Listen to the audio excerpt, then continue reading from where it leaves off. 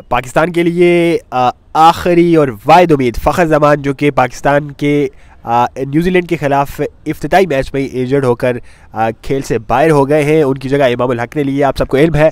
लेकिन इमामुल हक पर बहुत ज़्यादा तनकीद की जा रही है। इमामुल हक मुसलसल उन्हें मुख्तलिफ़ किस्म की उन पर बातें कसी जाती रही हैं। हैदर शिराज़ी, इमामुल हक और फ़खर जमान दोनों की बहुत अच्छी ग्राउंड पे बड़ी उनकी अच्छी कारकर्दगी रहती थी। दोनों जब उतरते थे, मुझे याद है उनके पास ये एजाज़ भी हासिल है कि सबसे लंबी जो पार्टनरशिप है वो इन दोनों ने, फ़खर जमान और इमामुल हक ने बनाई थी। बहुत से लोगों ने कहा कि इमामुल हक फ़खर जमान के साथ खेलते तो मज़ा आता, लेकिन बहुत से ने यह भी कहा कि 1.5 से 2 साल तक टीम से आउट रहने वाला शख्स एक हादसे के तौर पर जब टीम में वापस इंटर हो रहा है तो क्या इमामुल हक परफॉर्म कर पाएगा? चूँकि 2023 में उन्होंने आखिरी अक्टूबर 2023 में उन्होंने आखिरी मैच खेला था। देखिए, आप इमामुल हक के हवाले से मैं अब भी ये समझता हूँ कि अच्छे बैट्समैन हैं, अपनी इनिंग्स को एक 50 करते हैं तो 100 की तरफ ले जाने की सलाहियत उनके अंदर होनी चाहिए।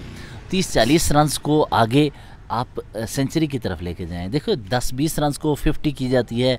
अगर आपने 50-60 रन्स किए हैं तो कोशिश करें कि लंबी पारी खेलें, तेज़ आगे खेलें और 100 रन्स बनाएं, सेंचुरी बनाएं।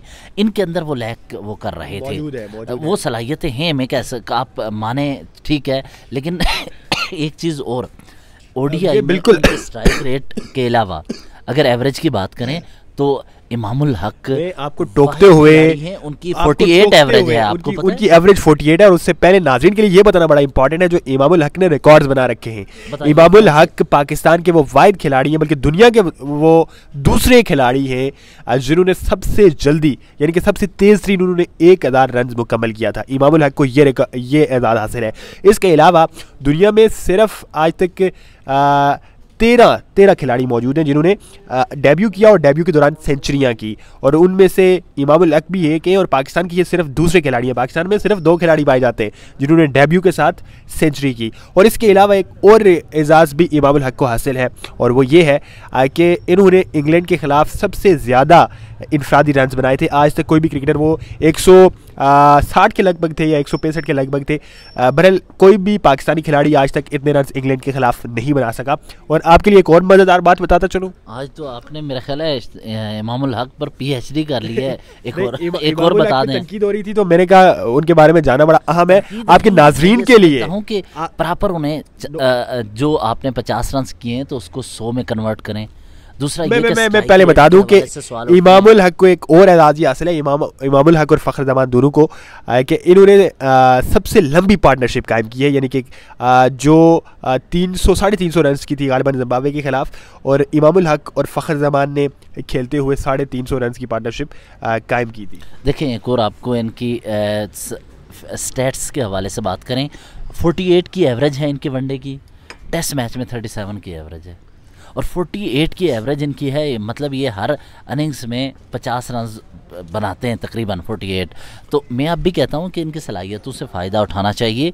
पाकिस्तान के पास इस वक्त एक मिडल आर्डर में एक तगड़ा पारी को आगे ले जाने वाला, स्ट्राइक रोटेट करने वाला मौजूद नहीं है। दूसरा, ओपनर ऐसा जो कि अंडर प्रेशर ना आए बल्कि खुल के खेले, फास्ट बॉलर्स पर चढ़ दौड़े।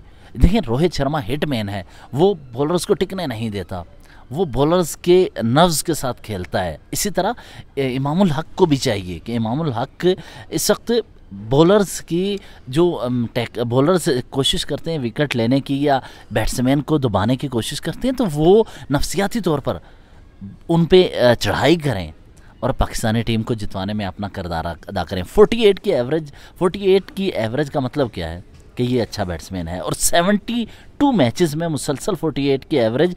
लेकिन कहानी ये है कि फिर भी उन पे पर्ची का इल्ज़ाम लग गया।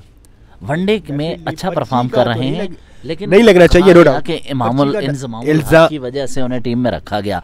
लेकिन उन्होंने खुद को साबित किया। आप उनकी परफॉर्मेंसेस देखें, उन्होंने खुद को साबित किया। लेकिन पिछले 1.5 साल से वो ज़ाहिर है टीम से आउट है, और इस वजह से ज़ाहिर है लोग कंसर्न होते हैं। जो क्रिकेट माहिरीन वो जो क्वेश्चंस उठाते हैं वो डेफिनेटली करेक्ट है। और अब ये इमामुल हक पर एक तरह से मैं कहूँगा ये तो मौजूदा हुआ है कि वो चैंपियंस ट्रॉफी में दोबारा शामिल हुए हैं, और वो इंडिया के खिलाफ अगर परफॉर्मेंस दिखा पाते तो नो डाउट वो फिर आगे एक लंबा कैरियर दोबारा से कंटिन्यू करने में कामयाब होंगे। बिल्कुल बिल्कुल ऐसा ही है। वो अपनी इस टीम में शमूलियत को दुरुस्त साबित वो करवा देंगे इस और शमूलियत के एक साथ वो इंसाफ करेंगे। इंसाफ भी करेंगे। और दूसरा ये कि वो इंज़मामुल हक की के हवाले से जो सवालात किए जाते थे कि ज़बरदस्ती टीम में शामिल किया, अपना भतीजा समझ के शामिल किया, वो भी दाग धुल जाएंगे।